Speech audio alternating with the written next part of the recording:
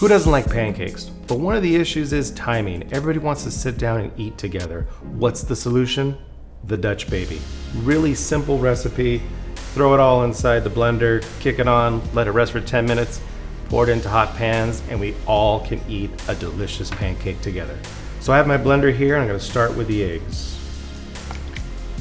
And then I have some lemon zest, some salt, and some nutmeg. I have some sugar and vanilla paste. I have some milk. The last ingredient is the flour. The reason why I do dry ingredients last, you don't want it to cake on the bottom of the pan when you flip it on. Happens all the time when you do shakes. And now we're gonna blend this until it's combined.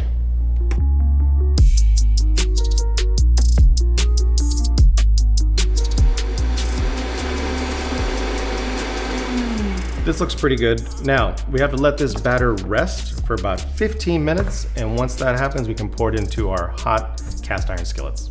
The batter's rested. I have a really hot pan that I preheated. I'm gonna add some butter to it. Butter's kind of crucial for this Dutch baby. And it's gonna melt. If you add too much, just take it out. But that looks good. Once you have the bottom coated, and you get these nice bubbles, we can go ahead and pour our batter in. We're just trying to cover the bottom. And that's it. It's gonna go into a 425-degree oven. When it's nicely caramelized, it's done. While the larger Dutch baby's in the oven, I'm gonna show you different sizes. So we have a medium size or individual size cast iron. Really works with any vessel you wanna use, but the same techniques apply. Get some butter, move it around, and then pour the batter right in.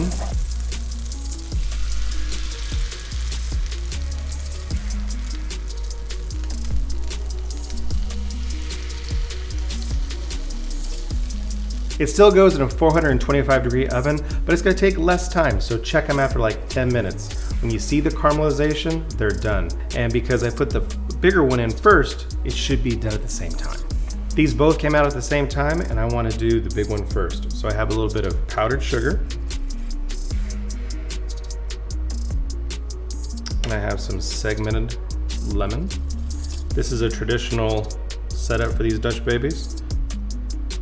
On the smaller ones, I have a bunch of fruit here, some blackberries, some sour berries, and some raspberries.